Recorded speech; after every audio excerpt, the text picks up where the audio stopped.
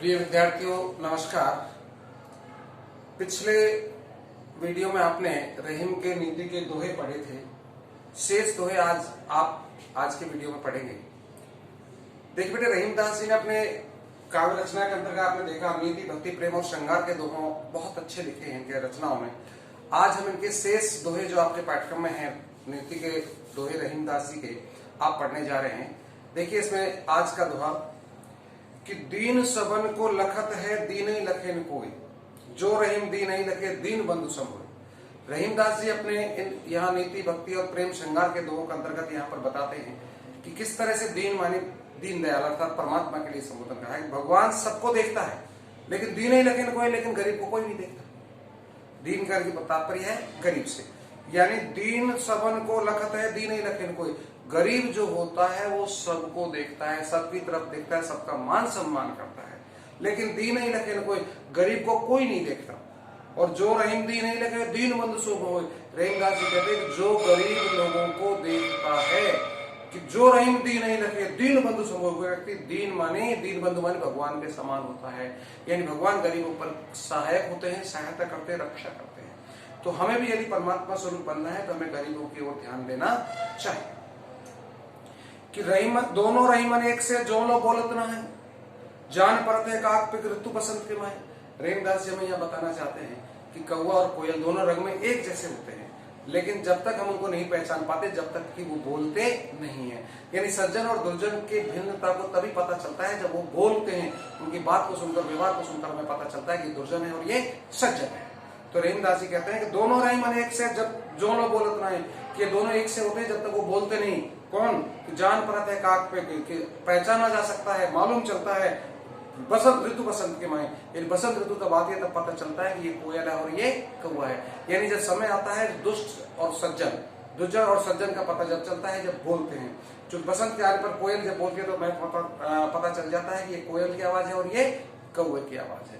तो कोयल उस समय पहचानी जाती है जब बसंत ऋतु आती है। तो सज्जन और दुर्जन में भी इसी तरह पहचान जब होती है जब वो बोलते हैं। अच्छे समय की बात, अच्छी बात करने वाला सज्जन और बुरी बात, मूर्खता की बात करने वाला दुर्जन स्वभाव की पता चल जाता है। बड़े बड़ाई ना करे बड़े न बोले बोल, रहीमन हीरा कब कहे लाख टका मेरा बोल।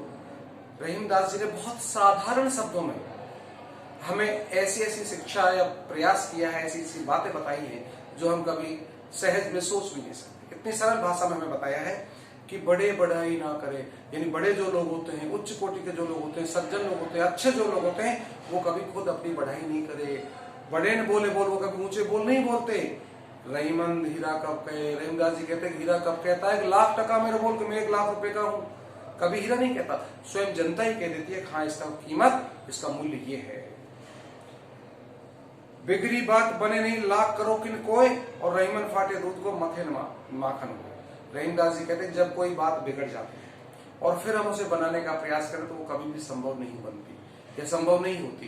क्योंकि जिस प्रकार से कि बिगड़ी बात बने नहीं लाख करो किन कोय, बिगड़ जाने का बात नहीं बनती चाहे कोई लाख यत्न कर ले। कि जिस प्रकार से रहीमन फाटे दूध से, रहीमदास जी कहते हैं कि फटे हुए दूध से, एक बार दूध फट गया और हम उसे जमा करके उसमें से मक्खन निकालना चाहें तो संभव ही नहीं है, क्योंकि फटने के बाद कभी दूध जमता नहीं है, ना ही उसमें से मक्खन निकल पाता है। इसलिए जब कोई बात बिगड़ जाती है तो वो बनना संभव नहीं होता। विपत्ति भय धन ना रहे जो लाभ करो। रहीमदास जी अपने अगले दोहे में बताना चाहते हैं कि विपत्ति आने पर धन भी नहीं रहता, चाहे कोई रहे जो लाख करोड़, चाहे किसी पर करोड़ों लाखों। विपत्ति जब आती है, बुरा समय आता है तो करोड़ों लाखों धन भी उसका साथ छोड़ जाते हैं, वो भी समाप्त हो जाते हैं। जिस प्रकार से कि तारे नभ तारे छिप जाते हैं जो रहीम भय भोर। रहीमदास जी कहते हैं जैसे भोर का समय जब आता है तो रात्रि के समय पर चमकने वाले लाखों हजार और वो तारे जो होते हैं वो तारे भी भोर के समय होने पर छिप जाते हैं, अर्थात अस्त हो जाते हैं, दिखाई नहीं देते। ऐसे ही जब व्यक्ति का बुरा समय आता है तो उसके पास चाहे कितना भी धन हो वो धन भी सब समाप्त हो जाता है। कि मांगे घटत रहे पद कितो करो बड़ी काम, और 3 पैग वश धा करो तहु बामने नाम। रहीमदास जी कहते हैं हमें कभी भी मांगना नहीं चाहिए। मांगन मरण समान है, मत कोई मांगो भीख, और मांगन से मरना भला, ये सतगुरु की सीख। आपने ये पढ़ा होगा पहले कहीं, तो वही बात रहीम जी ने यहाँ बताने का प्रयास किया है कि मांगे घटत रहीम पद कितो करो बड़ी काम। कि मांगने से रहीमदास जी कहते हैं कि पद प्रतिष्ठा घटती है, चाहे कोई कितना ही बड़ा काम करे, कितना करो बड़ी काम, कोई कितना ही बड़ा काम करे, भगवान विष्णु के लिए संबोधन ये करते हुए बताते हैं कि 3 पैग वसुधा करी, कि भगवान विष्णु ने राजा बलि के यहाँ पर जाकर अपनी भिक्षा मांगते हुए बोला कि मुझे 3.5 कदम जमीन दे दीजिए। तो बलि ने बड़े खुश होकर के देते, हो महाराज ले लो। उन्हें क्या पता कि विष्णु भगवान का दूसरा रूप है, साधु बन के गए थे। तो तीनों पैग में उन्होंने 3 लोगों को नाप दिया, आधा कदम के लिए जमीन विशेष नहीं रही। तो ऐसी स्थिति में यानी भगवान विष्णु ने बहुत बड़ा काम कर दिया कि 3 कदम के अंदर तीनों लोगों को नाप देना। लेकिन तो बावन नाम, फिर भी उसका नाम क्या रखा गया, बावन्या, यानी 52 अंगुल का भगवान अपना रूप धारण करके गए थे, अपना छोटा रूप धारण करके गए थे भगवान विष्णु, यानी केवल 52 अंगुल का रूप था, तो उसका नाम क्या रहा, बावन्या। तो कहने का तात्पर्य, चाहे कोई भीख मांग करके, मांगने से पद प्रतिष्ठा घटती है, जिस प्रकार से भगवान विष्णु ने बलि के यहाँ पर जाकर के भीख मांगी और 3.5 कदम जमीन ली, हालांकि उसने 3 कदम में ही पूरे तीनों लोगों को नाप दिया, लेकिन फिर भी उनका नाम क्या रखा गया, बावन्या। तो इस तरह से हमें भी कभी अब कोई भीख नहीं मांगनी चाहिए, मांगने से अच्छा है मर जाना चाहिए। कि मान सहित विष खाए के शंभु भय जगदीश, बिना मान अमृत पिए राहु कटायो शीश। देखो रहीम ने इस बात को दोबारा से पुनः अगले दोहे में कैसे दोहराया है कि मान सहित विष खाए के शंभु भय जगदीश। हम यहाँ किसी के पास जाएं और वहां हमें मान सम्मान नहीं मिले तो हमें वहां नहीं रुकना चाहिए।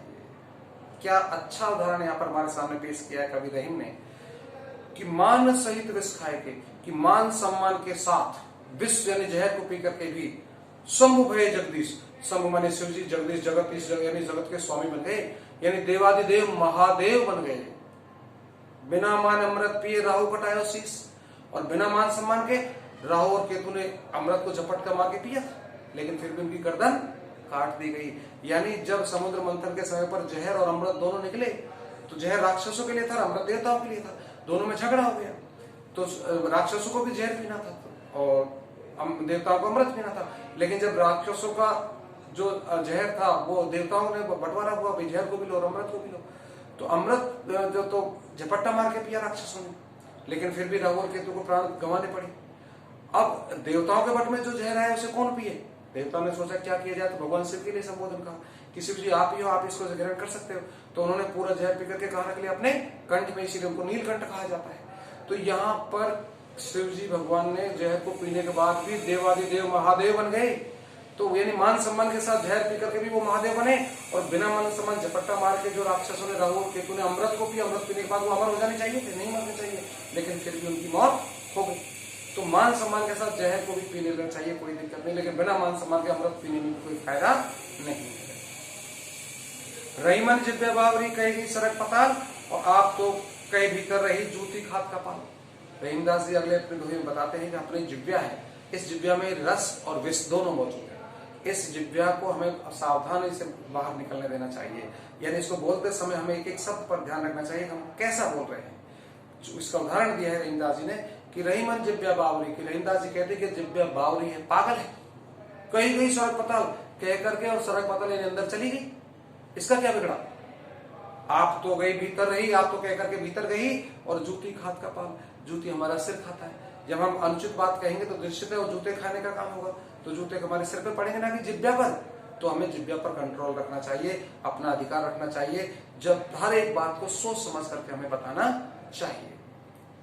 लास्ट या अंतिम दोहा और देखिए यहाँ पर रहीम जी का एक आपके पाठक्रम में कि अमृत ऐसे वचन में रहीमन रिस की गांठ, जैसे मिस्र में मिली निरस बांस की फांस।